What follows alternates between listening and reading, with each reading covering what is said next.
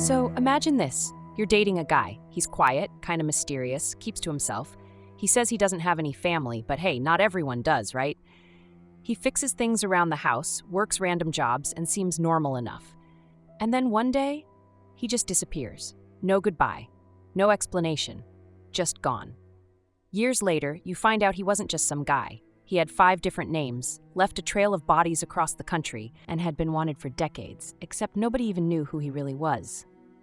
This is the story of Terry Peter Rasmussen, the man known as the Chameleon Killer. Now, before we get to the murdering part, let's start at the beginning. Terry Peter Rasmussen was born in 1943 in Denver, Colorado, and honestly, his early life was shockingly normal. He grew up in Arizona, dropped out of high school, and in 1961 joined the U.S. Navy. He spent 6 years serving, even stationed in Okinawa for a while.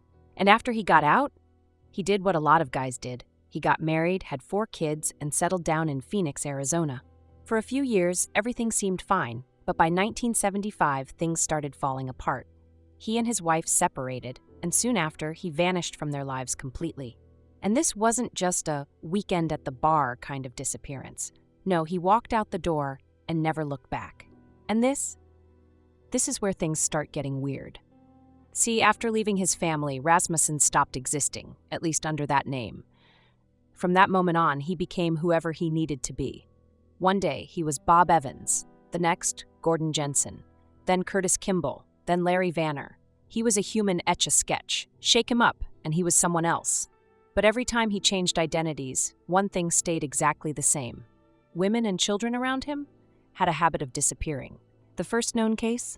Marlise Honeychurch and her 2 daughters. In the late 1970s, Rasmussen resurfaced in New Hampshire under the name Bob Evans. He got a job at a mill, kept to himself, and at some point, started dating a young woman named Marlise Honeychurch. She had 2 little girls, Marie and Sarah, from previous relationships, and then they were gone. Nobody heard from them. No goodbyes, just poof.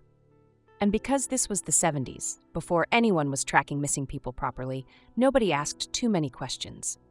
People move, relationships end. It wasn't unheard of. Except years later, those same 3 bodies would be found stuffed in barrels in Bear Brook State Park. But back then, Rasmussen was long gone. He had already reinvented himself again, showing up in California under a brand new name. And surprise, surprise, there was another woman in his life, and she was about to go missing too. Hey! This story is just getting started. Hit that subscribe button and stay tuned for more here on Talescape. By the time Terry Rasmussen left New Hampshire, he had already perfected the art of disappearing. Change the name, change the job, move to a new town, repeat as necessary. So when he popped up again in the 1980s, this time in California, he wasn't Bob Evans anymore. Now, he was Gordon Jensen. And this version of him, he had a baby. Now let's pause for a second, because whose baby? Well, nobody knew. And here's where things got really messed up. In 1985, Rasmussen, now Jensen, was living in an RV park in Scotts Valley, California. And people at the park noticed something strange. He had a little girl with him, a toddler, no older than 4 or 5, but no mother. And when people asked about her, he gave vague answers, said her mom was out of the picture. But something about it didn't feel right, and the longer people watched, the worse it got. Rasmussen wasn't just some struggling single dad. He was neglecting the kid. She was thin, dirty, barely cared for. And when one of the families at the RV park, who actually had hearts, offered to babysit her, she started talking, and what she said made people call the police. See, this little girl, who Rasmussen called Lisa, had no idea where she was from. She didn't know her last name, couldn't say who her mother was, and when they asked her about her dad, she said something that made everyone's blood run cold. He's not my daddy. So now, police are involved, and when they start asking Rasmussen questions, he bolts, drops Lisa off at social services, says he'll be right back, and just vanishes. But here's where things backfire for him. Because this time, he messed up. He left fingerprints, and when the cops ran them, they didn't find Gordon Jensen. They found a match for a man named Curtis Kimball, which meant 2 things. 1, Terry Rasmussen was now officially on law enforcement's radar. 2, the little girl he abandoned was not his biological daughter.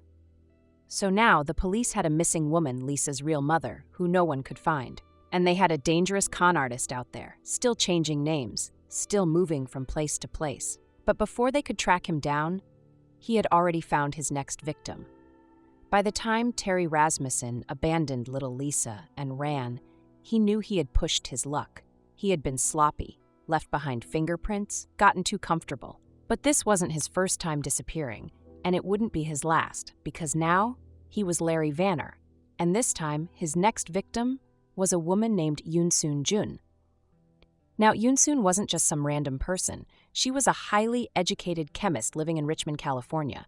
Smart, independent, had a good career, the kind of person who wouldn't just disappear without a trace.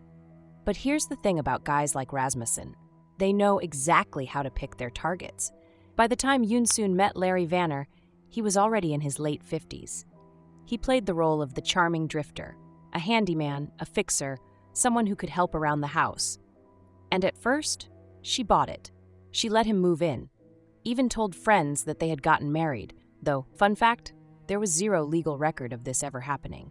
And then, she vanished. At first, it wasn't obvious. Rasmussen had an excuse for everything, told people she was traveling, visiting family, just not around. But Yoon's friends? They weren't stupid. They knew something wasn't right. And when they couldn't get a hold of her for months, they called the cops. Now this is where things finally catch up to him, because when police show up at Yoon's house, Rasmussen, aka Larry Vanner, is still there, and he's doing exactly what you'd expect from a guy who's about to get caught. He's lying. He gives fake names, fake stories. But this time, it doesn't work, because the cops start digging. And in Yoon's basement, under a pile of cat litter, they find her body. She had been dismembered and buried right there, in the home they had shared. So now, Rasmussen is finally arrested. But even then, he won't give up his real identity. When they book him, he's still Larry Vanner. Even when he's convicted of Yoon's murder in 2003 and sentenced to 15 years to life, he refuses to say who he actually is.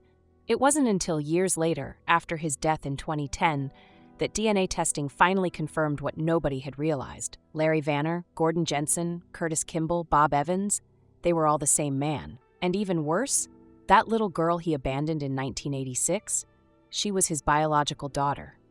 Which meant somewhere out there, her mother, the woman Rasmussen had been with before running, was still missing. And when police started looking deeper, they found even more bodies. Terry Rasmussen was finally behind bars, rotting away in a California prison under the name Larry Vanner. But even after he was convicted for Yoon's murder in 2003, there was one massive problem. Nobody actually knew who he was. Seriously, this guy had changed names so many times that even law enforcement had no idea who they had just locked up. His fingerprints didn't match any known violent offender. His past was a black hole. And even worse, there were so many unanswered questions, like who was Lisa's mother? Lisa, the little girl he had abandoned back in the 80s, had grown up knowing nothing about where she came from. She had been adopted by a loving family, but all she knew about her biological parents was that her father was a monster and her mother, gone without a trace. For decades, nobody could figure out who Lisa's mother was. The best theory? She was dead. And if she was dead, there was only one person who could have killed her. But then, DNA technology caught up. In 2017, 7 years after Rasmussen died in prison, investigators used forensic genealogy to finally confirm his real identity. And once they knew who he was, they immediately started digging into his past. That's when they found the connection to New Hampshire. See, years earlier, there had been a cold case that had haunted police for decades. The infamous Bear Brook Murders. 4 bodies, 2 barrels, left in the woods.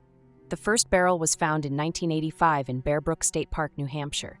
Inside, the remains of an adult woman and a young girl. Nobody knew who they were, and because this was the 80s, before national missing persons databases were even a thing, the case went cold. Then in 2000, the second barrel was discovered. Inside, 2 more little girls. Same crime scene, same killer. And when forensic teams started running tests, the results were terrifying. The adult woman was Lisa's mother. One of the little girls was Lisa's half-sister. The other 2? No relation. That meant two things. Lisa's mother had been with Rasmussen when she was murdered.